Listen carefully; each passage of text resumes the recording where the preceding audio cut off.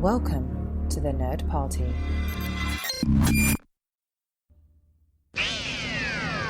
They can travel anywhere in time and space.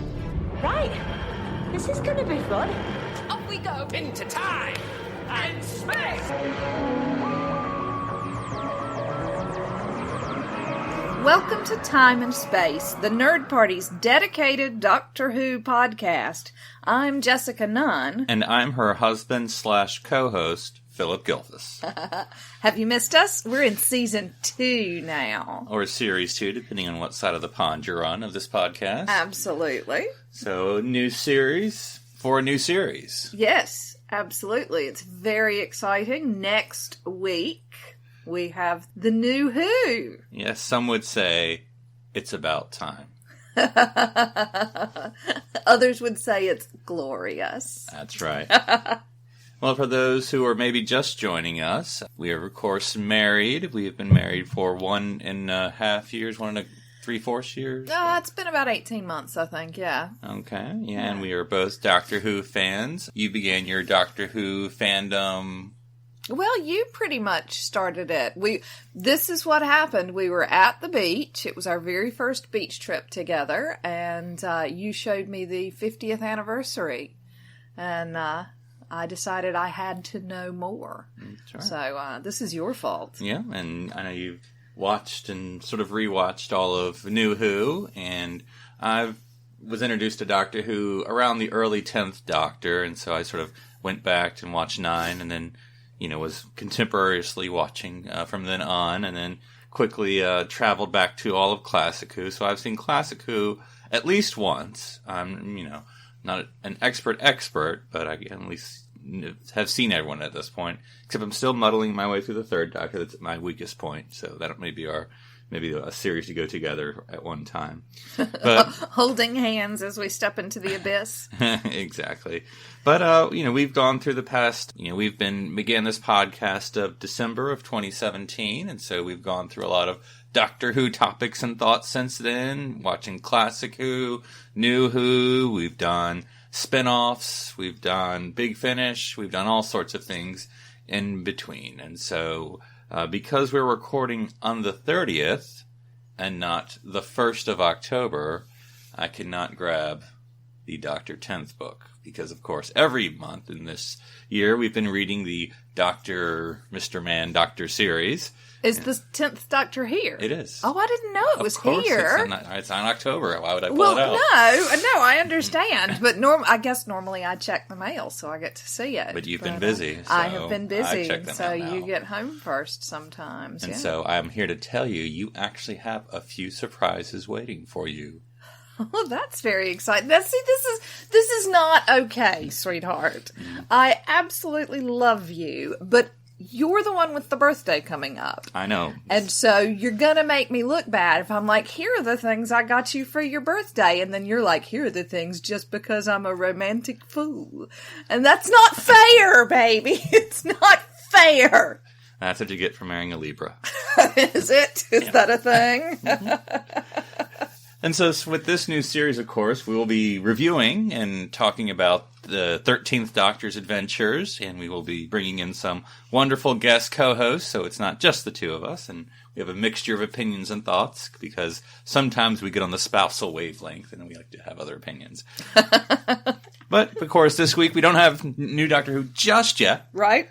And so, what are we going to talk about, darling, for this first non-episode review episode? I think we're going to talk about whatever the heck we want to. I'm just kidding. You have a very detailed outline here. We're going to talk about Doctor's first episodes. That's right. Focusing specifically on New Who. Right. And I don't know, at this point, we have both seen enough. You've seen enough. We could talk about anything, honestly. But I think we'll try to keep the focus on New Who. But, not to speak for my wife, but she has seen all of the first... She's seen all of the Doctor's first episodes, except for the 4th Doctor and the 7th Doctor. Okay. So you've not seen... I'm not going to even try with the episode titles. Robot something is the 4th Doctor, and then the 7th is Time and the Ronnie, if I'm correct. So, but you've seen An Unearthly Child. You've seen the animated Power of the Daleks. Yep. You've seen Spearhead from Space. Okay. Skipping 4, 5 is, I'm blanking on 5. But anyway, that's the one where he's, looking for the zero room and they're carrying him around in the crate. Oh, right. Yeah. I'm blanking on that for a second. I apologize. Whovian listeners. And 6 would be the Strangling Perry one. And again, I'm blanking on that episode title for a second. And then, of course, you've seen the 8th Doctor movie. Of course. And then, of course, you've seen all of New From Who's. there on. So 9th Doctor be Rose, 10th Doctor, The Christmas Evasion, 11th Doctor, The 11th Hour, and 12th Doctor, Deep Breath. And, of course, I've also seen the regeneration from 8 to War. That's true. Which would be Night of the Doctor.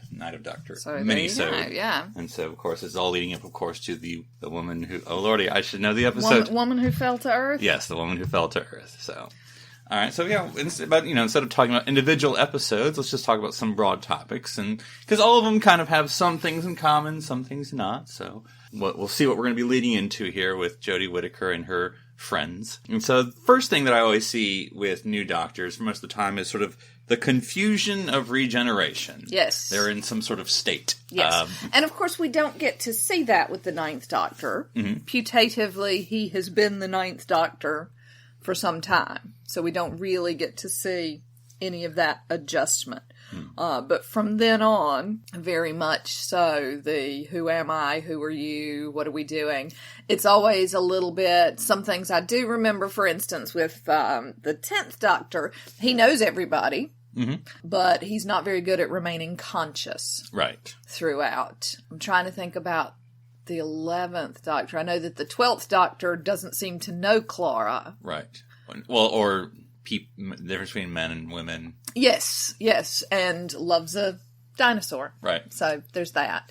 And then, of course, we've already seen in one of the trailers, the new Doctor, the 13th Doctor, doesn't know her name. Right. She does mention that last time she was a white-haired Scotsman. Yeah. And she's looking for a doctor. Yes. Because that's in her brain. Yeah. And she can't remember the word for tongue. Tongue. Yeah, and then they often need something to make them fully doctor. Mm-hmm. So let's see. We just finished watching The Christmas Invasion because I was a little rusty on that one. But the 10th Doctor needed tea. Yep. The tannins. Right. The tannins are what make things happen. And in honor of that, my husband and I are both drinking a cup of tea. Mm-hmm. I do think it's worth noting that my husband drinks his entire cup of tea with the tea bag in, which I'm pretty sure makes him a monster. That's true. And a Zygon, possibly. Possibly a Zygon. Now, the 11th Doctor needed something to eat. He was hungry. Oh, he yes. needed something. Custard and fish fingers, yes, of course. Custard and fish fingers. Yes, of course. Yes. That's what I'm saying. Yes, all of that. So, but he was sort of off. He couldn't walk straight. And I'm not sure he ever could throughout his time. God love him. Mm-hmm. Yes. Even his sonic wasn't working correctly for some reason. Yep. And then with the 12th Doctor, again, he was very confused. He slept. I'm trying to remember if I bonked him in the head, or maybe it was a bonk in the head that finally got him straightened up. I can't remember. Riding the horse, walking around in his gym jams, which of course the 10th Doctor also did. Hey, it's a thing. Mm-hmm. It's a thing. Mm-hmm. But yeah, I think of New Who, the 12th Doctor's confusion lasted the longest. And requires a phone call from the 11th Doctor. Yeah, and we'll get into that. But, I mean, it's... And in some ways, and the 12th Doctor, I'll just say, hey, so the 12th Doctor, I think, did not have a great introduction because of his regeneration confusion. Reminds me a lot of the 6th Doctor, who I'm also not a great fan of, where his entire serial, he was very confused the whole time to kill Perry, all these things. And, I get that makes sense as a story, as a constant to have the confusion. I mean, even all the doctors, the 5th Doctor couldn't know which companion he was talking to and was naming all the past companions.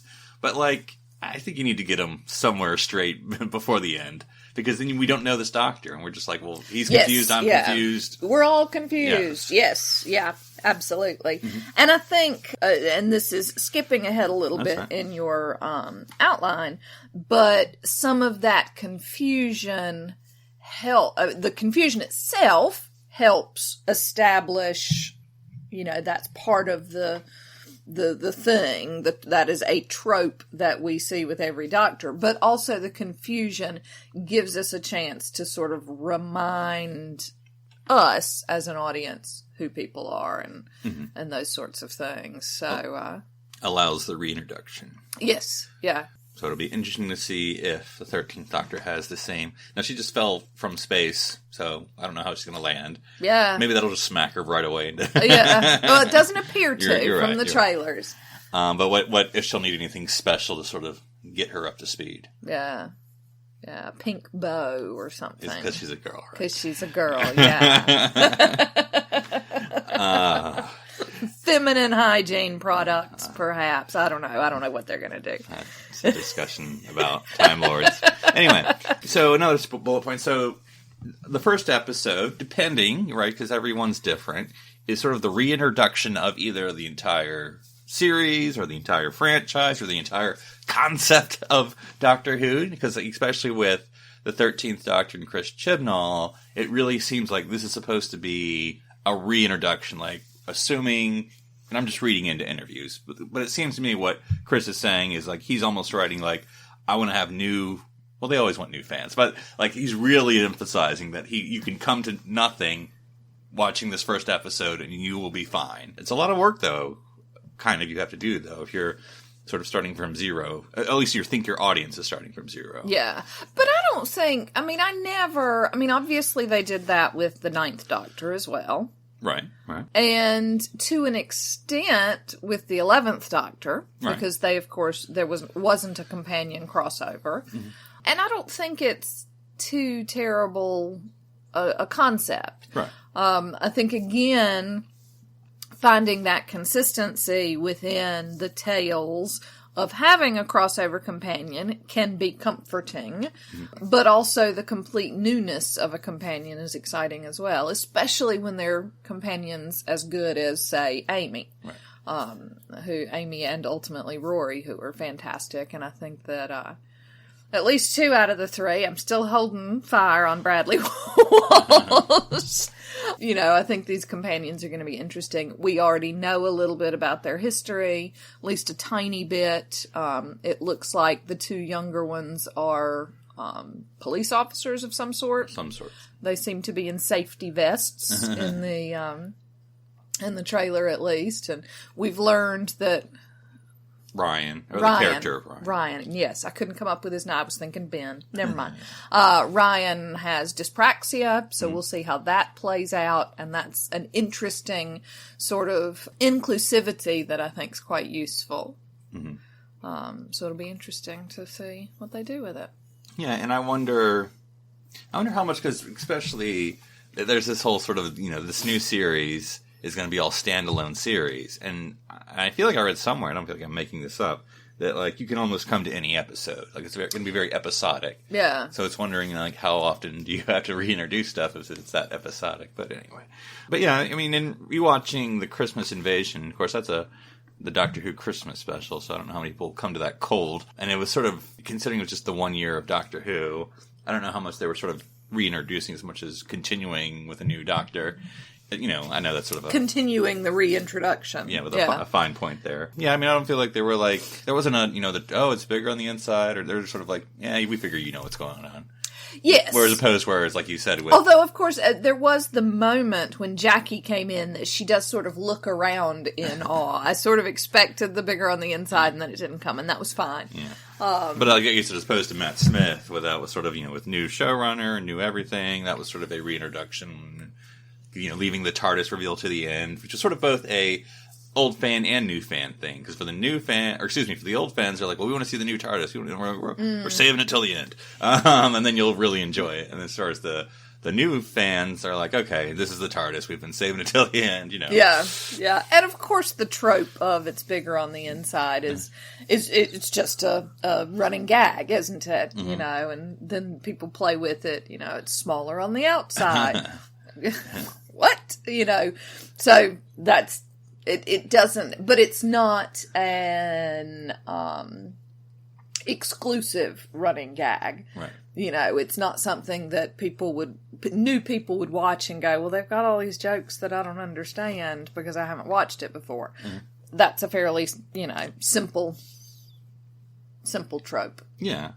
And it'll be interesting, especially when you have 3 people walking into the TARDIS for the first time instead of just the one. Yeah. Well, and will they all go in at the same time? That's true. There's the... And that was something that I wondered, and seeing in the trailer, particularly seeing the 2 younger ones, Ryan and... I know Yasmin's her real name. I forget her character name. I want to say it's something like Tamsin or something, isn't it? Is it not something similar? I may be making that up. No, I was thinking it was something that you struggled to pronounce... And I was like, oh no, this is what it is. Mm-hmm. But anyway, we see them together as colleagues, whatever that means. Or that's what they appeared to be to me in the trailer. Yeah. Was that they were colleagues of some sort. Yeah. So it'll be interesting. It's so it's Ryan and Yasmin are the characters. Oh, okay. Names. And Ryan's real name is... Tosin, and Mandy. Yeah. And then, of course... Bradley Walsh as Bradley Walsh. Bradley Walsh. As Graham. Bradley Walsh as Bradley Walsh. No, exactly. And of course, just on a complete side note, watching Sarah Jane, we saw Bradley Walsh. That's true. He played a evil clown. Or just clown, I suppose. Evil ringleader. Yeah. Ringmaster, yes. Yeah, ringmaster. Sorry, yeah. So that was interesting to see him. I was like, "Oh, is that?" And you're like, "What are you talking about?" I'm like, "It's Bradley No, Walsh." no. I was like, "Why does that guy look familiar? I should know it." Oh crap! It's Bradley Walsh, and he actually did a phenomenal job with it. Yeah, phenomenal job. And I disparage Bradley Walsh, and I don't mean it. It comes from a place of love, and and we'll see. Some hesitation, but we'll go with it. We'll go with it. We'll see what happens. Cool. Yeah, and it'll definitely be interesting. So because there's presumably going to be a new TARDIS interior, considering the TARDIS was sort of fritzing up and exploding last we saw it. Yep, absolutely. So, and I mean, I don't know if there's spoilers out there. I have always avoided all of them, of course. Yeah, you're very good at that. So I'm looking forward to, we know there's a new screwdriver. Of course, that's out because they're already selling it. But so yeah, just the little things. And it'll be interesting to see how she gets from 12 costume to 13 costume. And I don't think I really noticed in the trailers whether she's wearing 12. Is she still wearing 12s? So how she gets from there to there. Sure. We do get to see, and we don't often really, but this is. And I think it's one of the only times that we see the 10th Doctor going through the Doctor's wardrobe. Right. We don't often get to see the process. We do with the 8th Doctor because he's stealing somebody's Halloween costume. Right. At the hospital. And that's how he ends up in his... Mm-hmm. And we did see, who's the one with the scarf that falls apart and he goes into the cricket costume. So we do see that. So, yeah.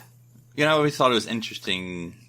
I mean, I guess I knew it, but I never thought about it, when I was first watching Classic Who. Because, I kind of knew the Doctors, generally what they look like, but I didn't really think about it. The second Doctor is actually wearing the same thing as the first Doctor, but because he's shorter, it's more ruffled. Which is why he looks like the little tramp. Yes. How interesting. I hadn't thought of that. Yeah, I guess that makes sense.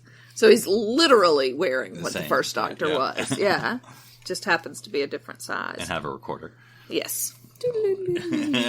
So the introduction of companions is always another aspect of these first episodes. Now, as you said, sometimes we're continuing with previous companions, with a 9 to 10 or a 11 to 12, and of course Classic Who as well. But other times we get brand new companions, which we got with 9, and certainly with 11. Yeah.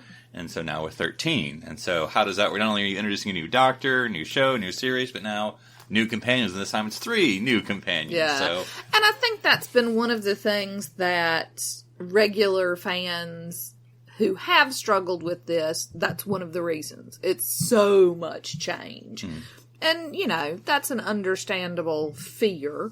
And I think seeing some of the trailers, people are starting to get a little bit more at ease with some of the change, at least, And so, and I think 3 companions feels, at least initially, overwhelming. I assume these are a lot of people that all of a sudden we have to get to know and love. Yeah. And I assume we won't get a lot the first episode. I mean, I know it's going to be episodic, but I assume we will learn more of these people as it goes on. Well, as you do. Yeah. We just need to know enough of why they would say yes to traveling in the TARDIS. Yeah. Yes. Yeah. And I think... we always think, oh, we don't have room for all of these people in our hearts. Mm-hmm. Therefore, Bradley Walsh has got to go. No, again, kidding. There's only 2 chairs. Yeah, exactly. In the TARDIS. But, I think that, Chris Chibnall, working with this huge cast of Broadchurch, made every single one of them unique. And so which one is the murderer? Yeah, so it's Bradley Walsh, I'm telling you. It's Bradley Walsh. So yeah, I think that he is someone who is good at ensemble pieces, which is something that's comforting to me because I feel like we're in good hands. And it'll be interesting. I haven't paid attention. I'm sure this information's already out, but I haven't paid attention to what he's writing and what the new writers are writing. Because, they've released the writers, which I don't remember any of their names. But much like the Hounds, they've released the writers. Marjorie Blackman is one, sure. Which I'm very excited about. She wrote... she's written several things, but my personal favorite was a trilogy called Noughts and Crosses, which is absolutely brilliant. I saw casting for that, some article, and I didn't know what the past was, whether that was the new thing that they've ever done, like a new, I don't know if it was theater or TV, but anyway, or if this was something they've done before and they're just doing a new version, but I don't know. Yeah, I don't know. I saw some casting. But yeah, loved that series a lot. It was when I was teaching teenagers, and so these were the sort of books that we did. I feel like there's another one about a heart transplant child, but I don't remember enough about it. But Noughts and Crosses was one that we actually not too long after it came out became part of our reading list for students. So great set of books. Can't wait to see what she does with it. So cool. Yeah. So it'll be interesting of how much he's sort of supervising the writing and how much he's actually doing the writing. Yeah. Well, and figuring out how the writer's room works. And... Yeah.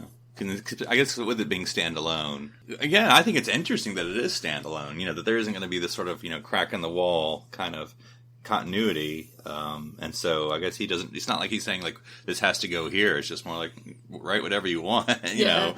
But I feel like we've seen a lot of that. I feel like the Ninth Doctor was relatively episodic. I can't think of a. Was that with the... I guess it was with the Ninth Doctor, the Bad Wolf, in which case Tennant was a little episodic in places. Yeah, he was a little more... you had Torchwood with his first series.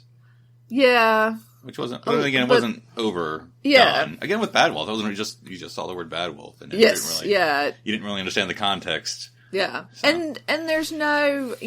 that may be something that they're working on, and having some sort of continuity, even though it's primarily episodic. And I think that would be okay. Sometimes Bad Wolf confused me a little bit. The silence scared me and eventually got a little annoying. Yeah.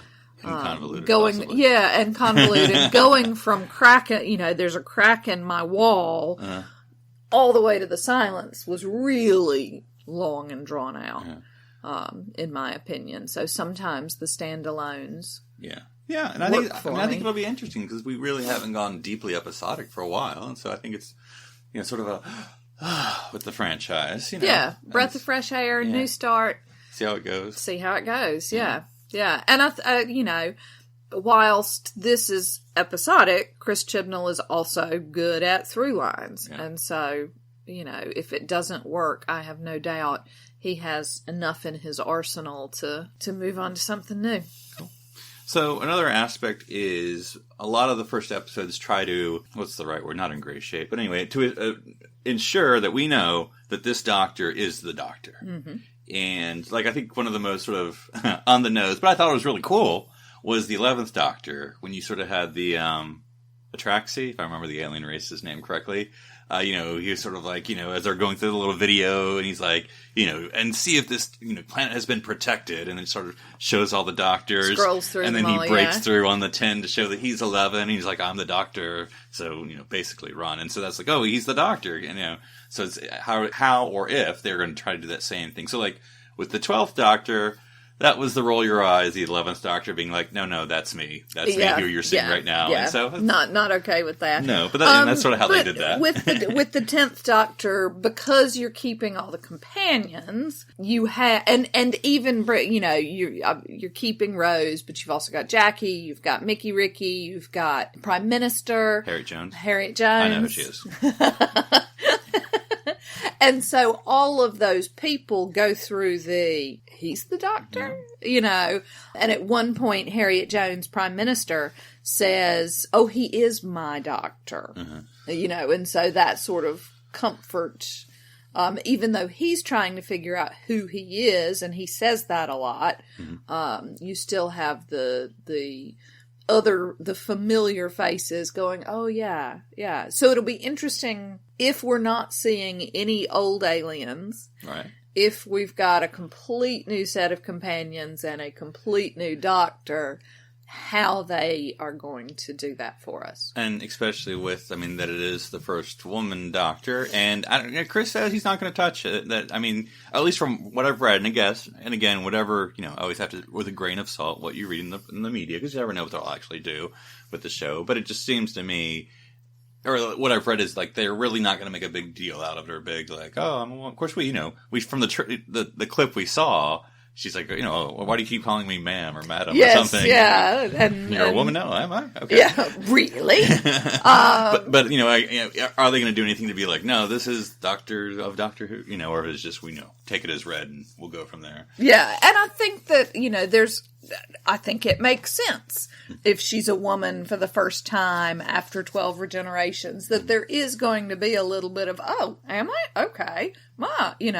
Like the 10th Doctor who said, am I ginger? Oh man, I wanted to be ginger, and, the 11th Doctor saying, oh, new kidneys, I don't think I like the color. And so, commenting on the fact that she's female, it is a thing, and that's okay. Making it a big thing, I think they'll sort of let that fly. And there also always seems to be in these episodes a sort of the power of the Doctor and the reputation of the Doctor. So, watching the Christmas Invasion, he's like, I don't know who I am, but it ends with a big sword fight and him sort of kicking the alien off the spaceship and plummeting to Earth. No second chances. But that's sort of and then with the 11th... That's who I am. And then with the 11th Doctor, he calls back the aliens. Well, you just saved the world and then called back the alien. And then he's like, basically, run. And that's sort of it's the Doctor. Dun, dun, dun, dun. Yeah. And then the 12th Doctor, he's a little bit different, but he sort of has that sort of back and forth with the Clockwork guy, who's one of us is going to kill the other person, or something like that, when they're sort of struggling with the floating cafe and then, the guy falls to his death and it's like, well, did the 12th Doctor push him or did he push himself? It was like, either you want to die or I want to kill you, and we didn't know that. And so, but that sort of established this sort of 12th Doctor, he's the guy. So it'll be interesting how they sort of establish the power, or if they're going to play it low key, because, one of the things that, not like a harsh critique at all, but one of the things I've sort of softly critiqued it, New Who, or at least the direction it's going, is they keep building up the Doctor's power. And, you have the 11th Doctor being super powerful, and even though they try to do sort of the reset near the last series with him, taking the memory of him out of the Daleks, and, they didn't know who he was, sort of going back to the old school classic Doctor, kind of the small time. But even the 12th Doctor kind of ramped it up again with sort of fighting Time Lords and, spending billions of years, in his prison and, Although then I think they took it back a little bit, at least, when with his last series, when he was sort of stuck. It goes back a little bit to his unit days. Sort of reset him a little bit. Because he's guarding Missy. Yeah, sort of a soft reset last year. Yeah. So, yeah. But and of course it was beautiful. It was a great, it was by far his best series, so... But how will they establish the 13th Doctor sort of being a Time Lord? How they'll do that. So, I don't know. Or if they will. Obviously they don't have to. That's just sort of been the going thing. And we've got, again, she says something about just being a traveler. So seeing where that takes them. And helping people. Yep. All right. And so the sort of the last thing is, you've mentioned it a little bit, the appearance and tone of the new Doctor. As you said, the finding the costume, As you said, the Ninth Doctor we just got already. The 10th Doctor sort of played in the wardrobe. We didn't get sort of, as you in the classic Who, you'll see a lot more like references to like, oh, that'll be the scarf, which there was the scarf this time in the 10th Doctor. Or like the Second Doctor's like furry coat or whatever. They would play with that a little bit. Or a recorder maybe, they would pick up and try to play or whatever. They try, whereas New Who, like I said, the 11th Doctor sort of steals it from, clothes from the hospital. That's the 8th Doctor. Well, yeah, also the 11th Doctor. Remember, they're in the hospital. Oh, yes, of course. No, you're absolutely right. And he's like, you kept the clothes. You're like, absolutely yes, right. I saved the universe and I kept the clothes. And the bow ties are cool. Yep, and then right. the 12th Doctor, we didn't really see him going through the wardrobe. We just saw him sort of, I've made an outfit. How does it look? Yeah. And of course, presumably, at least in the beginning, the 13th Doctor doesn't have her TARDIS. That's true. There is no wardrobe, yeah. So where does she get clothes from? Where's she going to get clothes from? Yeah. We'll see. We'll see. Well, that's sort of our any final thoughts about the Doctor's apostrophe after the S first episodes? Nope. I'm so excited for this next one. It's going to be a lot of fun. Awesome. Well, with that, let's take a look into the TARDIS library. When you close your eyes, I go to the library. go to the library now. Right, so yes, into the TARDIS library. We are going to be looking at, we're coming back to class. That's right. You thought we had left it, right? We had not. We talked about the fact that we would have liked to have seen a second season series to see how it went, and we didn't get a chance to. But fortunately, that's right. Big Finish Audio has given us that opportunity, and we have listened to Volume 1. That's right, which was released August of 2018, year of our Lord Common Era. And there were 3 episodes in this volume. There was the episode Gifted, the episode Life Experience, and the episode Tell Me You Love Me. And these were sort of, they're full episodes, or, full audio adventures, but they didn't feature the full cast. They would feature some in one and some more of the other. And so you got all of them by the end of the 3 episodes, but they're sort of piecemeal stories. So, let's talk about the first one. I'll read the synopsis here. So this is Gifted. When a talent scout arrives in Shoreditch, Ram sees an opportunity to further his goals, whilst April strikes up a friendship with new boy Thomas Lanford. Their choices draw all 3 to Carter House. But who is the mysterious Mab that waits for them there? So obviously this was just Ram and April. Yep. I would like to mention that, Mab, that should have been a clue. Yeah. Queen Mab, very, She's everywhere, yeah. It's pretty on the nose. Yep. So what would you think of this episode with our favorite whining Ram and April? Ram was a little whiny, although I thought he was a little bit in Life Experience as well. But it was nice to see them again. I'm a little sad that we don't get them all together, although that might be a bit much for audio. I don't know if that's why they do it that way. But I thought it was interesting, and I liked the way they talked about the house. I have a pretty clear picture in my head of what the house looks like, and it was an interesting idea. That there's the Queen of the Fairies who is taken over, and she's got the guy from the 60s who reappears. And yeah, I liked it. I enjoyed it. I thought it was an interesting story. I mean, it was. I'm not going to say but. It was an interesting story. With the April-Ram relationship, it was interesting because Big Finish often does these sort of, after the episode, they'll sort of talk to the actors.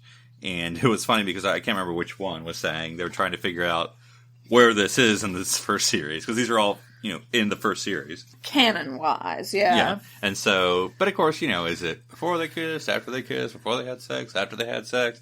Because, trying to figure out what the relationship dynamics between the 2 of them are in this episode. After the truth-telling episode. Yeah. So it's hard to tell. I mean, but in a fun way. You sort of make you think about it. I didn't think that was necessarily a bad thing. Or a distraction. But yeah, it was a cute episode. Again, I just think Ram doesn't, I don't know. He's a hard character. Again, I mean, it's from the TV show, so it's not like we can make something he wasn't. But I think it'd be a little more interesting than him just being his sort of usual selfish self. But that's his character, so it's not like it's not out of character. Yeah. But it's just not interesting at times. Yeah. I mean, it would be nice. Not his strength. And it's one of those things, you know, if their characters are sort of frozen where they are, then we don't get as much character growth as we would potentially. But I don't know. Yeah. I don't know. And then April with her half a heart. In Life Experience, we get Tanya and then Ram again. I thought this was also an interesting episode. I'll let you read the synopsis this time. Okay.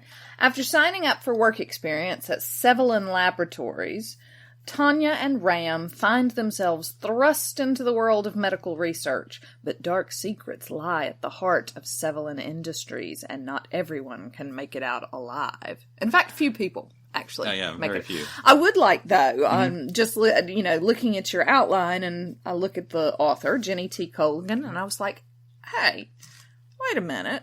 And so I sit here and Google it while you're talking. And she is also a rom-com writer. I've read several of her books. Cool. So, yeah. And that's quite a disparity. You know, she does science fiction and she does rom-coms. And this is sort of almost zombie episode, or zombie movie's not the right comparison, but kind of like that.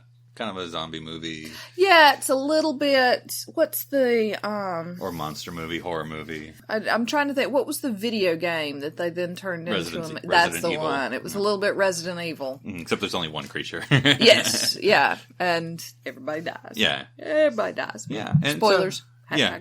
Though I think if you kill the mayor, it's a little ramping up things. I'm like, I don't know how that story goes from there. I mean, you got to keep the thing about class and Doctor Who or whatever, the struggle is always to make these events big on Earth, but it can't be too big because then you change the world. Yeah. So now we have a dead mayor, so that's kind of going to change the world of London. Yep. Don't know how they're going to deal with that. Yeah, exactly. So, but anyway, I guess. But it was, outside of the classroom. They were. I guess they're in the first 5 seconds. I'm sure they're at the school. Yeah. But other than that, it was sort of a nice excuse to get them outside of the classroom and into a different, entirely new setting. So yeah. I mean, Tanya was her usual, great. She's supposed to be smart, capable, but obviously still a kid. So again, I did not tell that she was 14, other than being 17, but other than that. And also, I feel like the relationship between Tanya and Ram, which I think was established in the first series, even in the very beginning, he's calling her to get help with his homework. And that sort of relationship seems to carry over in this particular episode. So, yeah, I thought they did the things that they do. And they did them well. Yeah, I thought it's definitely just a good horror story. I mean, because even though it's audio, you can just kind of picture. Yeah, everything. I would totally. Like I said, I had Resident Evil in my head. I had these pictures. I had, yeah, really nice. And the third and final entry, "Tell Me You Love Me." The synopsis is: the school day has ended. Charlie and Mateus find themselves alone, though not quite as alone as they first believed. 3 little words can mean the difference between life and death. And Quill is the only person they can turn to. Yes. So this is my least favorite. I think the premise is what makes it hard to do. Yeah. Because, I think you're right. I mean, I enjoy the characters. Charlie, Mateus, and Quill. They're great characters. Love Quill. In this episode, they are great characters. The actors aren't... the story itself, though, is problematic because... The premise is that there's this, without spoiling the whole thing, there's this alien presence that's making a person talk continuously. But it gets annoying. I mean, it's annoying, though. And it's hard to do in an audiobook. Yeah. I mean, when you are just listening and you're listening to 2 characters talking because one of them can't stop talking, it becomes a little bit... I mean, it's sort of like, and I'm talking, I can't stop talking, but I'm trying not to talk, and I don't know what's going on. I mean, like, you get that for 5 minutes straight, and you're like, okay, I got it. Yeah. Quill also does, or the actress, has an extra part. She, at some point, when she has the creature in her brain... Plays the alien as well, and that was a completely different sound, so that was very cool. To learn. She's incredibly talented. Yeah, and also, I don't know, again, this is not a super critique, but Charlie and Mateus are just so, deeply, I love you. I'm like, all right, guys, you're 16 or 17 or whatever, Yeah, and there's also a lot of kissing and stuff, which is absolutely fine, but really difficult via audio. Mm-hmm. Well, I feel like there were a lot of belt buckles being undone because that seemed to be the sexy time sound was a belt buckle unbuckling. well, for guys, what do you do? I guess. Yeah. I guess Zippers and belt buckles. That's all you got. What do you have for girls? I don't know. What does a bra unsnapping sound like? I don't know. And so I found that tricky just because, again, via audio, you just, so there's a little bit of kissing, maybe some slurping, I don't know. And, we were sort of wondering. We were in the and- car as the scene story starts, and it's like, are they going to like do it here or like? Again, which you do you, but Just let us via know, though. audio, and then at the same time, you don't necessarily. It's not realistic to describe everything you're doing. And it's also probably not appropriate, Well, it was depending on how far into the... I know, like, what am I picturing in my head right now? Yes. What am I I supposed was to not do? sure what I was supposed to be picturing in my head. That is exactly, and at some point Charlie says, "Oh, that feels good," and I'm like, "Where is he? I can't. It's not in my head. I can't. It was so on that end." But you did get to hear more of the actor speak, not Polish.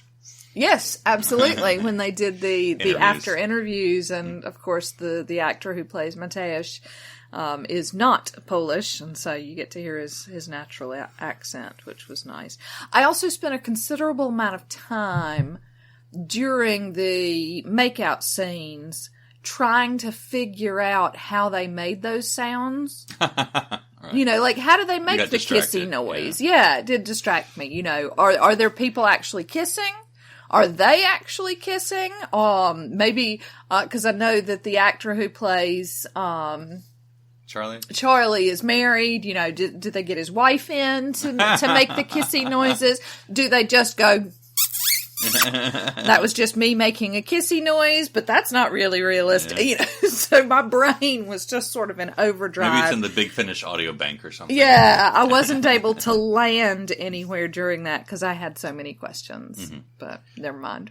But overall, I mean, I would recommend this. I forget Oh how much I yeah, paid for it, absolutely. but, And I was excited about the fact that there's a volume 2. Is it out yet? It's already downloaded on my phone. Brilliant. Yeah. Okay, so there you go. There's a volume 2. We'll be talking about that at some point, I'm sure. Yeah. So if you enjoyed class, or even if you didn't enjoy class, I think gives a second chance, and because there's a lot of things it doesn't have that were in the TV series for good and for ill. So Yeah.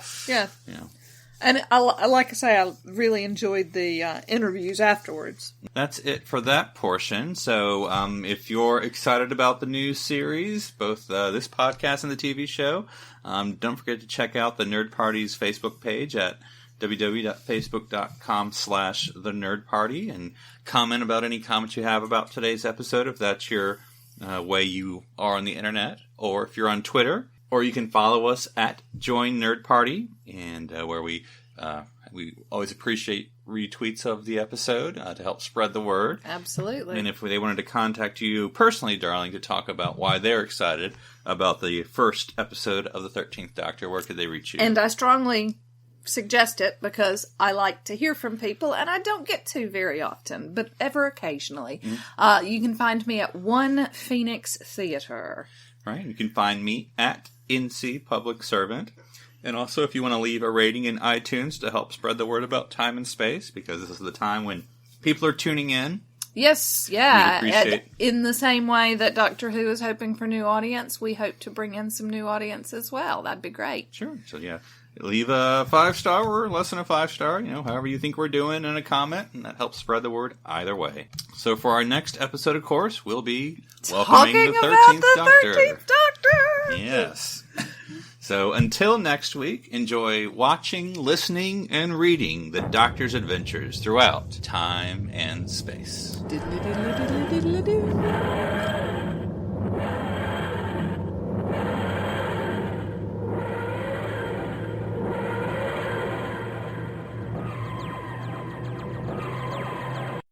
This is BBC Television.